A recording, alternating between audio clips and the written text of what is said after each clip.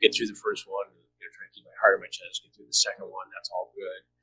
And the third guy comes in, and now the transcripts of the chats are on the dining room table in the next room. They're all over the place. They're all mixed up. Nobody knows which one is which. And I grab the wrong one, and I go, I'll confront this guy. It says right here you wanted to do this, that, and the other thing with a 13-year-old girl named Pat. No, it's not me. Excuse me. Go back to another transcript. The 14-year-old named Suzanne. No, it's not me. Okay, how about 13-year-old named Barbara. Yeah, that's me. Okay, good. Wrong guy.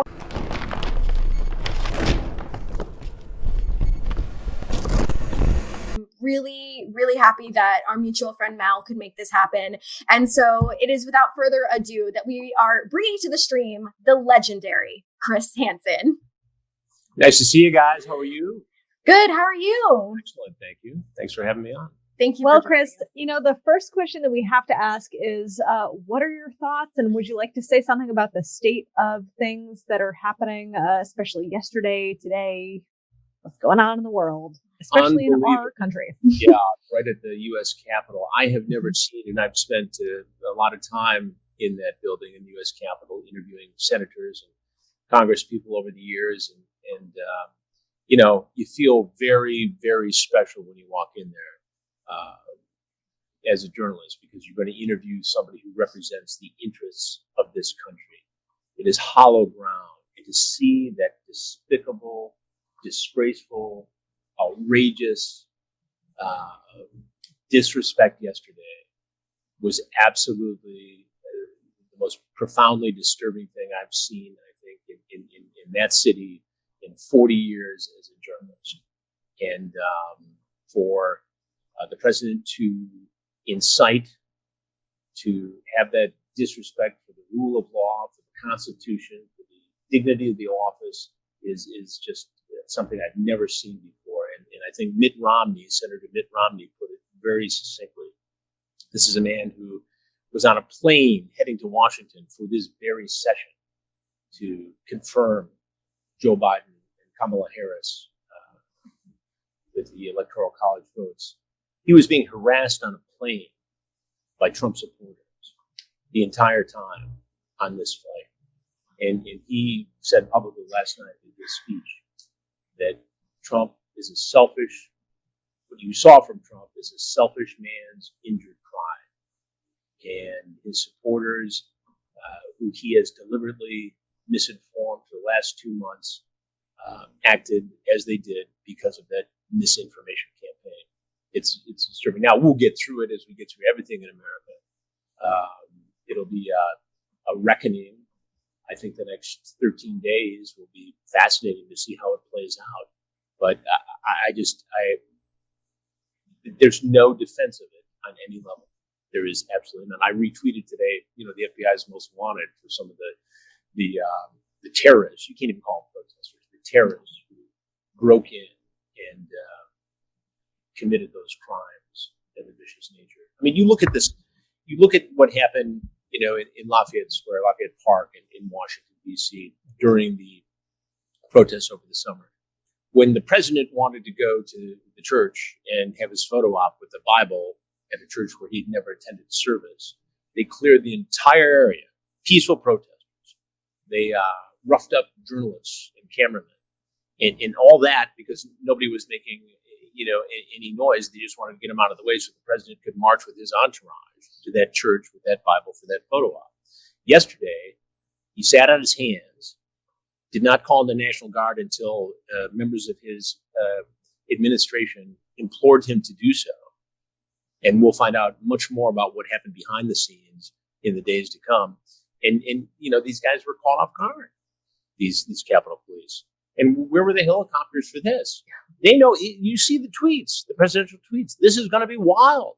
Come on down. I'll be right with you. Well, he was in the White House in his bunker as these people marched down with the signs, the Trump hats, the flags and the Confederate flags in the Capitol. It was a disgrace. Yeah, absolutely. I think there's a lot of misinformation out there now too.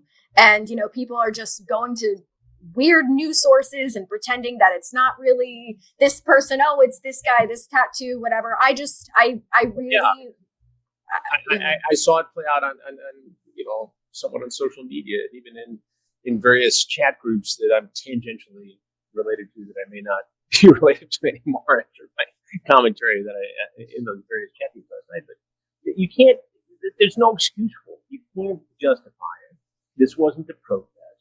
This is different than what we saw in the streets outside my apartment here in Manhattan. It's different from what happened in Detroit or LA or anywhere else. That was all bad. Violence is violence, and I'm not trying to say that it's justified in the Black Lives Matter case. It's not here. All the violence is unjustified. But just right before I jumped on with you guys, I was on with the sheriff of the Tennessee County, Michigan, near Flint, Chris Swanson, who I had on my show. He was the sheriff who actually got down off the raid vehicle and marched protesters in Flint, and the video went viral all over the world. And I had him on my show, and I've done recently some predator investigations with his department. And in fact, a new one's coming out tomorrow on the YouTube channel. I haven't seen with Ms. Hansen, and he just made a network appearance as well on TMZ. And Harvey Levin said, we keep watching the video of what you did over the summer or last spring, actually. And they had him on for the same reason I had him on, for the same reason he was on all the networks back then. I mean, and there's a guy who's a pretty conservative guy. And he was disturbed by what he saw yesterday. Yeah. I implore everybody to be safe. Please just be safe, stay away from these situations. And hopefully, like you said, in the next couple of weeks, I'm definitely curious to see what the resolution's going to be. But hopefully it's only, positive, good things from here. Well, I think it's going to be. I mean, I think you'll see talk of, the 25th Amendment. That's a difficult thing to do for a lot of different reasons. There's talk on the floor of the U.S. Capitol today of among senators and congresspeople of impeachment. And you go through that for 13 more days. Is there enough stability to get through 13 days? Right. The White House as we see it right now. I mean, those are all real questions that are not based in politics or a Democrat versus a Republican or a fiscal conservative versus a socially aware person.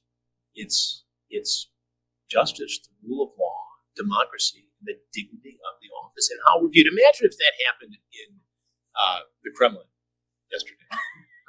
What would we be saying? You tell me. I think that we'd be reacting the same way that everyone else in the world is reacting. What happened at 10 Downing Street in London? How would that? Yeah. We'd think that London became that England became barbarians. Yeah. I gotta say, I applaud you for just keeping it all together, because I am severely emotional right now and trying really hard to keep it together. I'm trying to be a journalist, but I as a citizen of this country, I'm mad. Yeah. Right. And I think we should be. Out of my journalist role and be a commentator here in a more, loosely formatted program. But I mean, it's you asked before the show, would I be okay to comment on current events? Yeah, I got to get it off my chest. Yeah, thank you.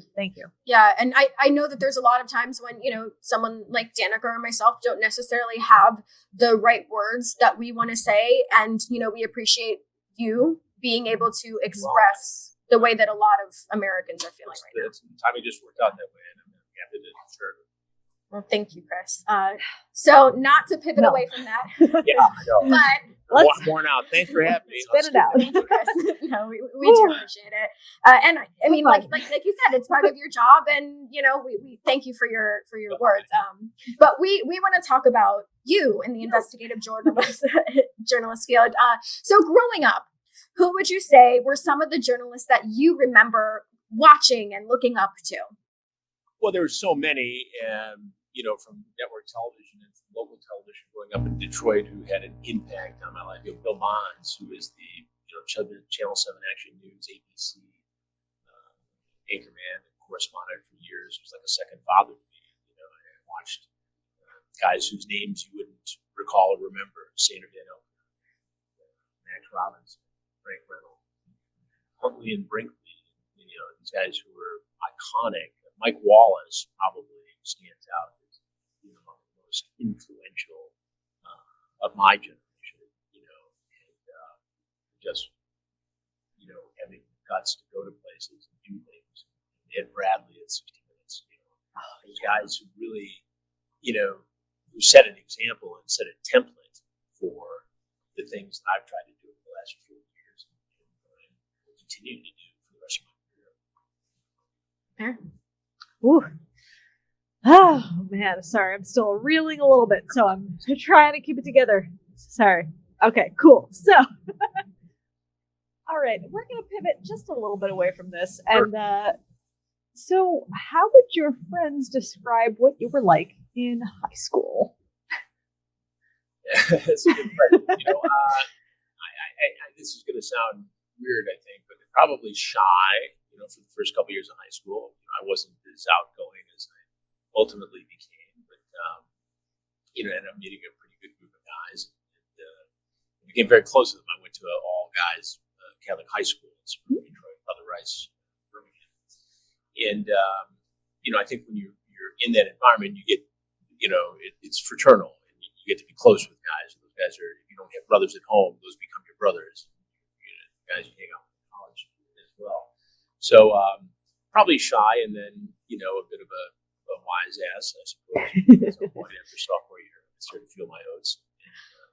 And, I got bit by the bug early in this business, so I don't think it came as any surprise for anybody who knows me well. We do this when Jimmy Hoffa was abducted in Enfield Township, Michigan, about a mile and a half from my home. I was fascinated by it, and the whole mystery that endured to this day on what really happened to Jimmy Hoffa, former Teamster president. So I used to ride my bike up there as a 14, 15-year-old, and the crime scene was there at the restaurant, Red Fox. And the FBI was there, and the local police were there, and all the reporters from all over the world were there. And I sort of got bit by the bug right then and decided, well, that's what I'm going to do. So I went to Michigan State University a few years later, walked over to the campus radio station, Michigan State Radio Network, signed up, knew not anything about what we're doing. In those days, high schools didn't have radio stations. I mean, the closest thing was, either working on the yearbook or doing the announcements. That was it. So it was a great experience. Michigan State was a great place, great journalism school, great opportunity to really jump in it. And at that age, in that time, I graduated in 1981. I was in Magic Johnson's class at Michigan State.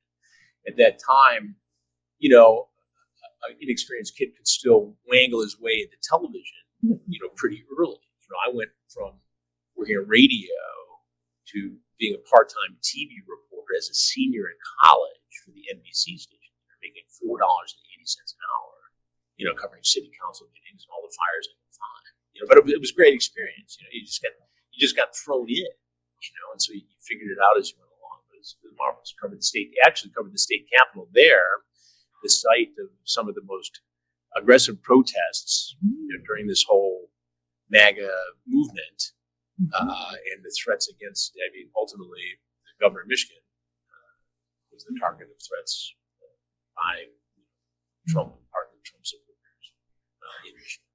Got indicted recently. Weird side note, but I have to say, you have the most adorable accent.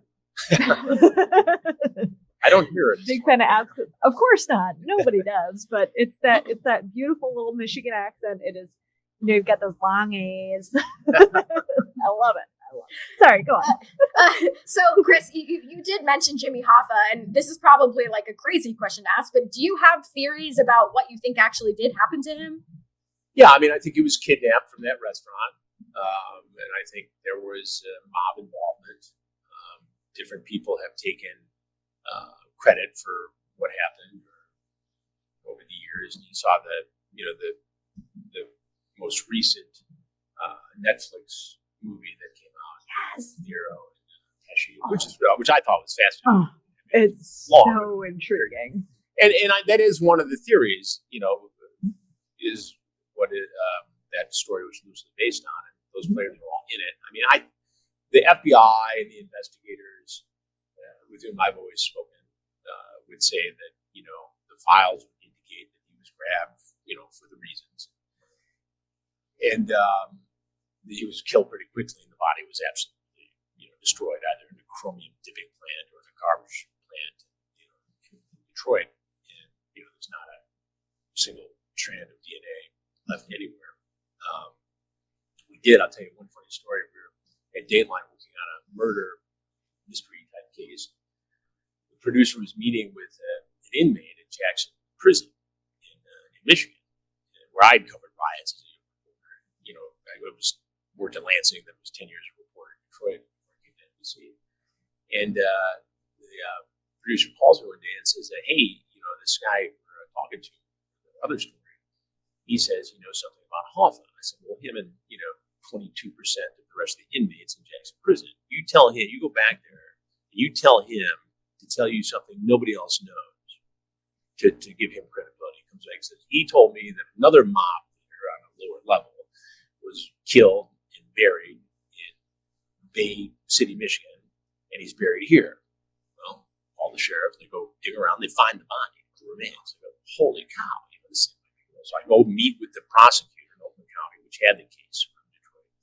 And I laid it out. I said, look, here it is. All I want is first crack at the story. But the story is that in this backyard, the same area where they found the remains of this other guy who got killed, is a briefcase that contains playing cards and a syringe used in connection with the Hoffa disappearance. And we said, well, let's give it a run. So we go up there and television crews, the whole thing. And the night before, I was having dinner with my mother. The same home I grew up in. The prosecutor calls and said, look, put the guy on the polygraph, and he failed. Jackson, Jesus. He said, but it's all in place, let's go do it anyway. So my expectation level dropped, 75%. So we go up there and we start digging around, and we go to the house where, it happened. And the lawyer for the family smells, an opportunity to make some money. He said, you're going to miss an opportunity, Mr. Hansen. We need $25,000 for you to have access to that care. And I said, well, here's what I can do. We can give you $2,500. We can use your bathroom, Subway sandwiches. Oh, you're missing the chance. Now, I already know that there's nothing going to come out of this, So he goes out, doesn't let us in. So for $600, I hired a cherry picker to go over there, the cameraman right over the yard, the street. Well, they nothing. That was my last Hoffa goose chase. 15 years ago. That's crazy. Yeah, my husband's actually in the chat saying that his dad was stopped while building their house in Northwest Ohio by the FBI because it was around the time of Hoffa's disappearance. Yeah, I bet. No, because 75 runs right from Michigan to Ohio, as do many other highways. So I'm sure. Wow. Yeah. Crazy. Chris, really quick. We're still hearing a little bit of feedback from your mic if you're able to speak it a little bit. And while you're working on that, we do have some fan questions. Other direction. Is it better? There we go. Too much? Is it better? There we go. Good. Fine. Yes. Fantastic. Okay. Yes, there you go. So we do have some fan questions, and I'm sure, maybe you hear these from time to time, but our friend Elgin wants to know, how did To Catch a Predator get started, and how did you personally become involved with the investigations?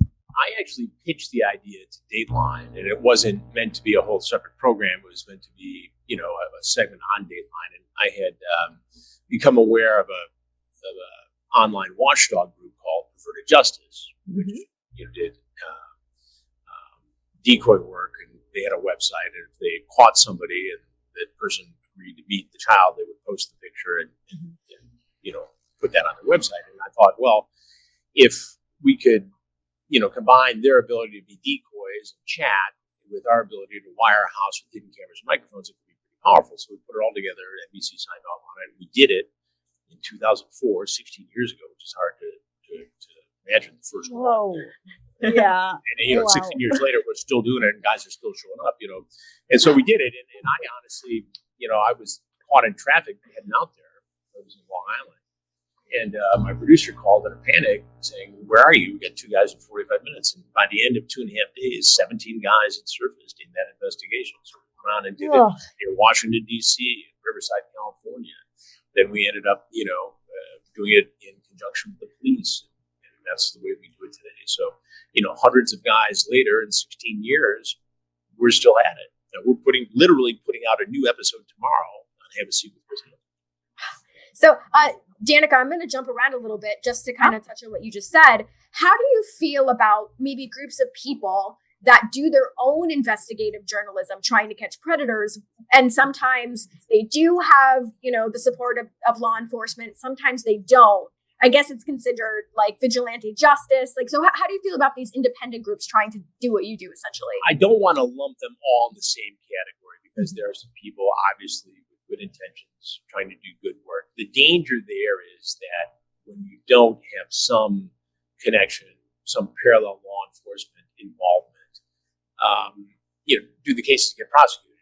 We did this in the first two investigations, and we're stuck with two problems. One, the guys just walked away. So even from just an insular angle of television production, it was very unsatisfying to the audience because ultimately the guys whistling Dixie going down the street or driving off to pick up truck. And two, while law enforcement in both of those early investigations came back and made some successful prosecutions, it wasn't as efficient as it became where, once law enforcement was involved, we have virtually 100% conviction, because the cases are that tight. The perverted justice cases were tight and resulted in convictions, even before law enforcement was involved, some of them, but it's hard for the police to put them back together once we've already done it. So it makes me anxious. I've been invited to be a part of a lot of them. I hear from them. I think, there's always the temptation to be doing it to, for the sake of getting views and clicks and money and, whatever. I mean, the truth is every time we do it for the YouTube channel, we're limited in monetization. So we do it because it's the right thing to do. Ultimately, it'll all go into a new television series that we're talking about right now. But, I just think it's important to have the awareness and to have people see it, especially at a time. I mean, think about it, and you guys know this, that during this pandemic, kids are spending more time online than ever before. Adults are busier in their own online world, and predators know all this. So the environment is really a bit of a toxic stew of opportunity for bad people to hit up kids online. Well, so would you say that then the first step is get law enforcement involved and say, hey, this is a person that I consider to be dangerous, harmful? What do you think? I think you should call law enforcement. If somebody has it, and I get, approached on social media, on a weekly basis. I know this guy, or my sister has this guy. So I try to weed through it. And if there's a way to get the cases to law enforcement, or if it rises to the level or the circumstances are such that it's appropriate for me to investigate, then I'll do it. And listen, I get a lot of information that leads on stories. The whole Onision case came from people online wanting to know. The Navi Vanity case came from people online asking to do it. That's how these things start. And now, Discovery Plus has the documentary on Onision now that's rolled out this week. Which is, if you haven't seen it, you need to, because it's very, very powerful. Yes. I guess I'll ask, but legally, are there any updates that you're allowed to give us on those two cases in particular? Which two? I mean, Onision and Navi. Sure, absolutely, legally. And you'll see when you look at the episode 1 of Onision in Real Life on Discovery Plus, you will see the sheriff of Pierce County, Washington State, which is the county in which Gregory Jackson resides, talks about the active investigation. Also know that we are the FBI has possession of cell phones and a laptop relevant to the investigation. So it's very active. And in the case of Navi Vanity, I know firsthand as well that there are multiple investigations ongoing as we speak, active, and dedicated people who are trying to really seek justice. What would you say? I don't know if you can speak to this at all, but what is the timeline of resolution? It always and I've seen I get a lot of people expressing frustration with me because in this internet world, people expect immediate results, and it just doesn't work that way. And then when Right. you combine it with the fact that we've had a pandemic, we've had protests and violence in the streets. Every law enforcement agency in the world right now is overwhelmed. So in the instance of Odisha and Gregory Jackson in Washington State, there's a whole task force there to handle cases just like it. But how many cases is the district attorney's office, the prosecutor's office, going to take in the midst of everything else going on? They're only going to take the most violent felonies. Now, these are heinous crimes that they're investigating, but it may not rise to the priority that needs to happen. In the case of Navi Vanity, there really needed to be a central repository of information, and that's now happening in a couple different areas, in areas where the crime has occurred, in areas where he has lived, and in areas where law enforcement has taken a very active interest in this case. I'm confident that both cases there will be justice. I truly Thank am. you. Yeah. And thank you for giving the voice to so many survivors, because it needs to be known, and he needs to be, brought to justice. But, kind of to talk on that, obviously, like, your work does focus on some of these, I don't even know what to call them. Awful. I don't even want to call them humans, because that's not even fair. Predators. It's the catch-all phrase, really.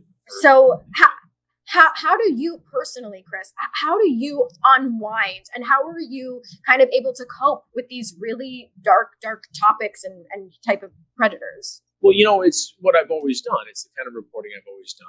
And so, you can let yourself get into a dark place sometimes, but, I have a life. I have kids. I have a very rewarding relationship. And you live your life. And you have to be, look, people around you have to know what you do.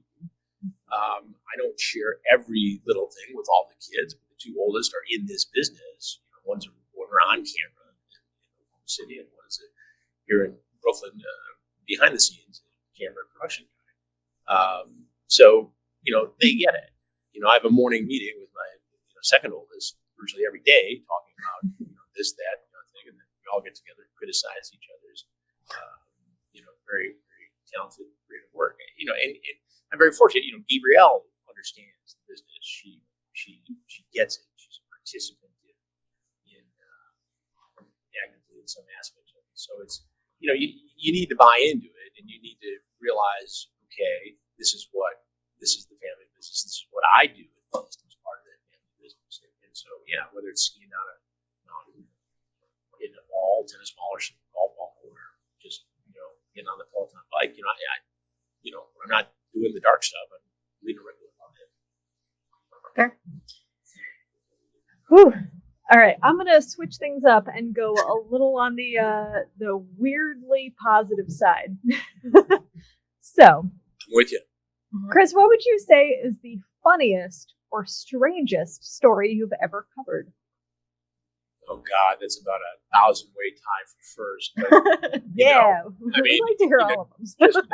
just taking the predator investigations aside, obviously it's dark, it's important, it's disturbing what these guys are willing to do. But there are some pretty light moments, funny moments, not light, but dark humorous moments.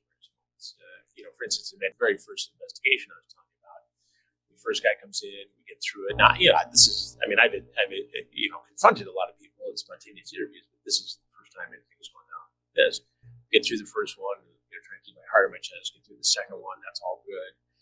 And the third guy comes in, and now the transcripts of the chats are on the dining room table in the next room. They're all over the place. They're all mixed up. Nobody knows which one is which. And I grab the wrong one, and I go confront this guy. It says right here you wanted to do this, that, and the other thing with a 13-year-old girl named Pat. No, it's not me. Excuse me. Go back to another transcript. The 14-year-old named Suzanne. No, it's not me. Okay, how about 13-year-old named Barbara. Yeah, that's me. Okay, good. Oh, got him. Okay, great. He goes, yeah, that's me. Okay, good. And when I wrote the book on the whole predator subject, NBC did an hour-long special, and they actually found those tapes and edited the actual segment together. And it was really something to see, to see it after having lived it. But it was just an amazing, humorous, dark humorous story. But, so many. I mean, I've been so fortunate over the years to be able to go to places and do things and confront scammers. There was a piece we did years ago, went to Europe and London specifically to expose the Nigerian con artists, the people who are stealing millions of dollars in these confidence schemes. We spent like a year. We had producers, smoking these guys out and sitting at meetings. We went to London and we rented a pub. The producer, Tim Mueller, got this pub and we wired it with hidden cameras. And the deal was I was a businessman and they were going to get me to invest $500,000. And I gave him $500 as a hold. Was waiting on the wire. So we're going around town and I got this con artist, sitting in Rolls Royces in the dealership on Piccadilly, and we're over here in Trafalgar Square, and finally we get him in for the final meeting. And we lower the boom. He's kind of sweating, and he doesn't really know who Hansen is, but he knows he's in trouble, and I'm just all in his face, and he's drinking his beer, gulping it down. And as for another, we give it to him and finish the interview, and I said, "Hey, wait, before you go, I want that $500."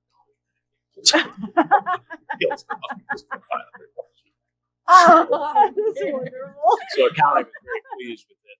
I got the big money back. Amen. I love that. So I think, Danica, I'll ask one more question and then we'll go into the would you rather. So 2020 was obviously a very interesting, rocky, crazy year for everybody. But what is something positive that you're looking forward to this year in regards to anything in general? Well, I think, professionally, there are a lot of really important things. Honestly, in spite of the challenges that everyone faced in 2020, the pandemic, I feel extraordinarily blessed, almost in a guilty way of having gotten through it in such a fine fashion. We worked hard, we adapted, we got a lot of things done, got a lot accomplished, but really, our lives moved through pretty quickly. Some of the kids had it, and moved through it, and colleges turned upside down. But everybody really thrived during this, and that's not been the case for so much of America. And I've interviewed. We ended up doing one COVID show on the YouTube channel, and that turned into 12 because it was just so important. And we had the ability to, talk to a restaurant owner in New York City, and then talk to a nurse at University of Michigan, and have a husband-wife doctor team from Brooklyn and Manhattan, and their kids at Grandma's house in Staten Island, and put them all together in one big show. And I mean, I would finish these things up and be absolutely drained at the end. You hear this nurse, the doctor talking about the bodies and holding up an iPad to patients so that they can say their last words to the family who could be in the mix of it. I mean, it was just so profound. In the middle of it, but going forward, I think we have a great dawn of a future in America. I think we are set for a lengthy period of prosperity. We put a lot of this behind us: of health, of unity, of some democratic faith in government, and look, 20 years ago, 9/11. I thought the world was coming. 25 years ago in Oklahoma City, when 168 people died in the bomb, in the worst case of domestic terrorism.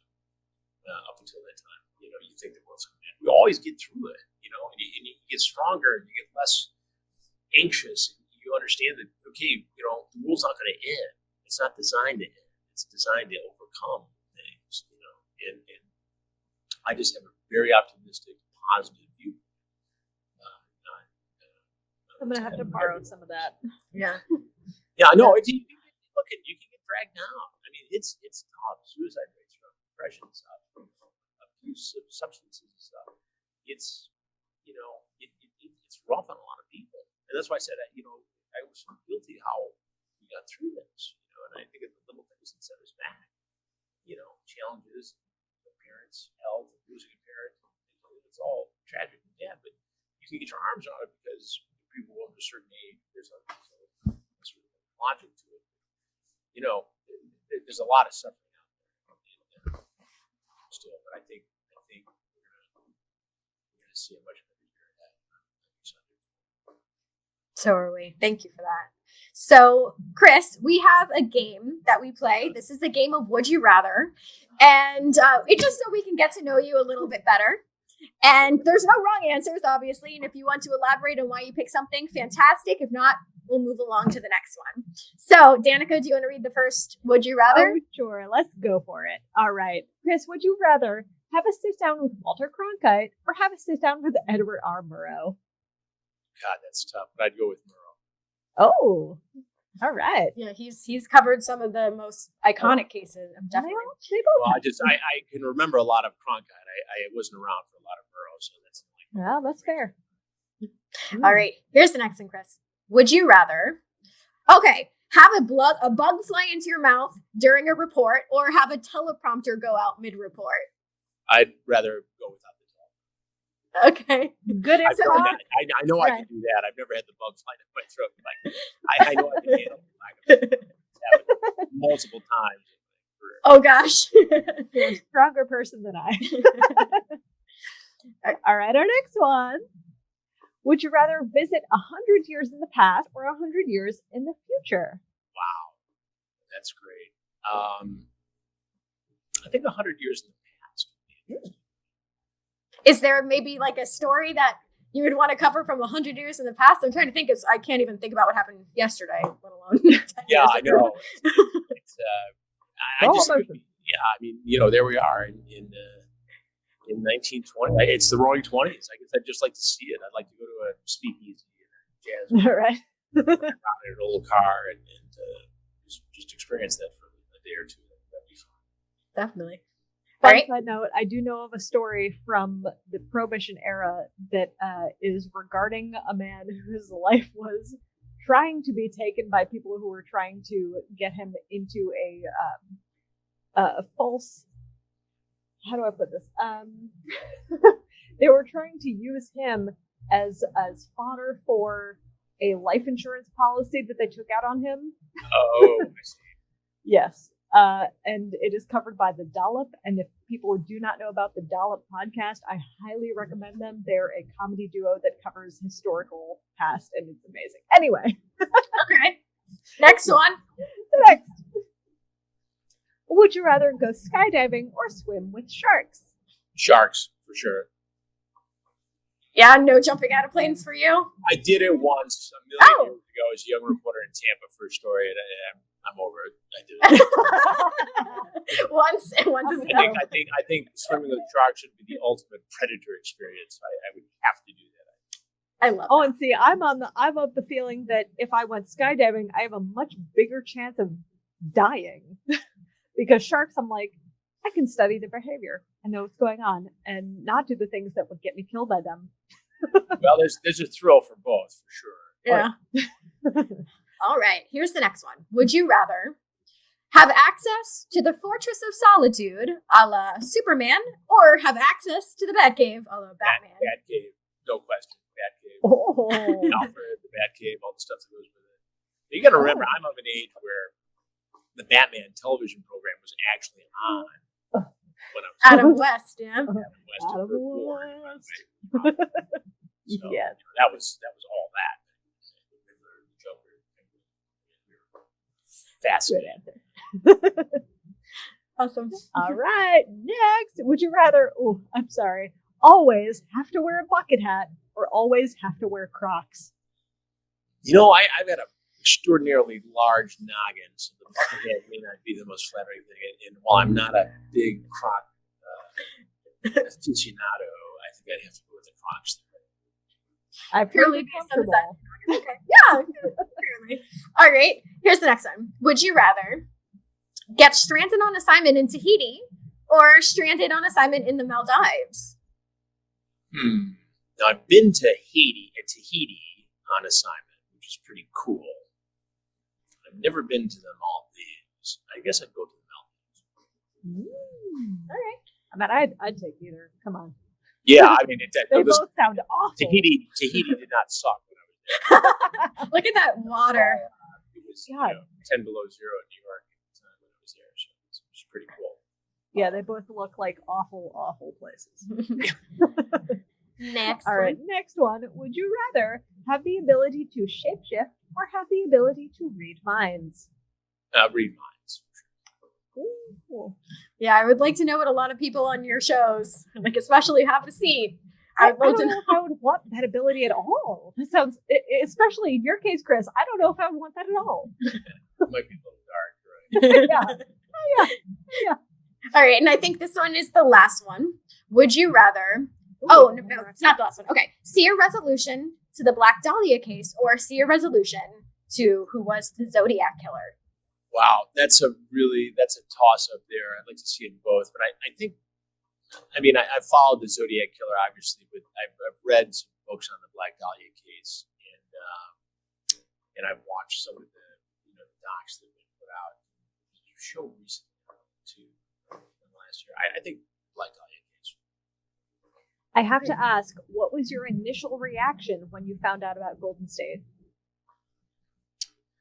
Because I think mine was, Yeah, I've covered a lot of serial killer cases in the past.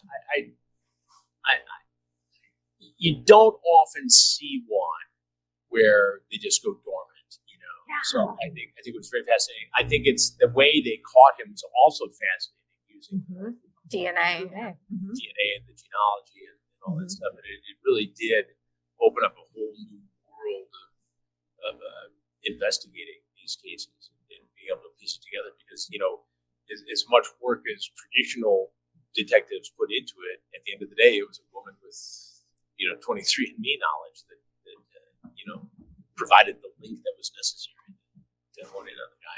I think he was in a pile of suspects, but yeah, that was quite something. And I have to say, I still find it slightly funny they were able to catch Dennis Rader, BTK, because of his screw up. Yeah. Because they were like, oh, no, you should go ahead and send a letter. We definitely can't track that. Wink. Yeah. Oh, yeah. It's we've watched, a lot of these cases, over the years where, it's a cigarette butt they pick up. And it's, now with the DNA tools are so good that it's, it doesn't take much to be something. Yeah. All right. So this is actually the last one. So, Danica? All right. Would you rather compete on a show like Hell's Kitchen or compete on a show like The Masked Singer? I think I'd have to go with Hell's Kitchen. Ooh. I don't think anybody wants to hear my singing voice. I'm okay with my speaking voice. So you're confident in your cooking skills then? I'm all right with cooking. I'm okay. I met Gordon Ramsay a few times. He's very, very pleasant fellow. That's wonderful. Casual. So, Chris, thank you so much. We thoroughly enjoyed having you on our stream. Well, I thoroughly enjoyed being here. It was nice of you to invite me. Such an honor. So, before we do wrap this up, is there any final thoughts that you want to leave us with here today? Yeah, a couple things. One, I want people to check out the Onision in real life on Discovery Plus. I think that's just one of the most amazing things and important things I've ever been involved with. The Predator series obviously is continues on the YouTube channel. We also have some very important reporting coming up in the next week or two on the responsibility of social media platforms when it comes to harassment, bullying, and the transmission of child pornography. We're going to break some news. We have the podcast up now, Predators I've Caught, and episode 1 is out, so we have that. And the Predator TV series is going to be out soon, so it's an exciting time. We have a lot going on, and I'm happy to be part of it. And hopefully, we can do all this in an environment that tapers off and becomes a bit more calm, healthy, safe for all of us. Here's to 2021. So before we wrap it up, Danica, do you want to go over our upcoming guests that we have? Let's do it. All right. On Tuesday, January 12th, we have Jimbo from Canada's Drag Race. On Thursday, January 14th, we have Mr. Glenn Sobel. He is the drummer for Alice Cooper and the Hollywood Vampires. On Tuesday, January 19th, the wonderful Steve Gonsalves. He is from Ghost Nation. He also is, I believe the show is also on Discovery Plus. Awesome. Yeah. And on Thursday, January 21st, we have Mr. Andrew Volpe and Tim Convoy. From the band Ludo. And on Friday, January 22nd, new addition, Miss Jordan Grace. She's from Impact Pro Wrestling. On Tuesday, January 26th, we have Mr. Lucas Rossi. He's from Supernova. On Thursday, A January lot of 28th, guests. Josh Petersdorf is joining us again. He is the voice of Roadhog from the video game Overwatch. On Tuesday, February 22nd, joining us again, Mr. Casey Jost. He is the host of Impractical Insiders from Impractical Jokers. And the wonderful Corey Taylor on Tuesday, February 9th. He is the singer of Slipknot and Stone Sour. Woo! Woo! We got through it. Anyway, Chris, it's truly an honor. I hope that Absolutely. you realize how much of an impact that you've had on all of our lives. We are so thankful for you Absolutely grateful. giving a voice to the voiceless and everything that you do. And we are so humbled and honored once again that you were able to join us for this. Thanks for your interest in all the stuff we have going on. And I just appreciate being here. I know I got a little heavy off the top there with the events in Washington. It's heavy on my mind. Gotta happen. Well, all right, guys. We will Thank see you you so much. next Tuesday. Everybody, please, please, please be safe. Wash your hands. Wear a mask. And we'll see you guys real soon. Goodbye, everybody. Safely the same, hiding from the pain. Everyone comes clean with feet held to the flame.